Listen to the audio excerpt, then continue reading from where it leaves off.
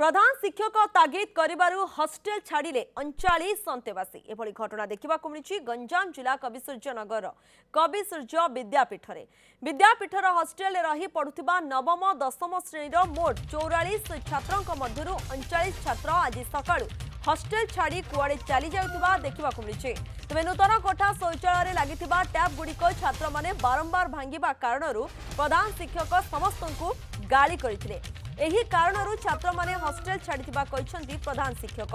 अन्यपटे एही छात्र माने कुआडे जाइछन्ती तार वर्तमान सुधा कोनोसी सूचना नथिबा बेले एने कविसूर्यनगर थाना रे प्रधान शिक्षक लिखित अभियोग करछन्ती। अभियोग पर पुलिस हॉस्टेल पहुंची तदंत करुछि।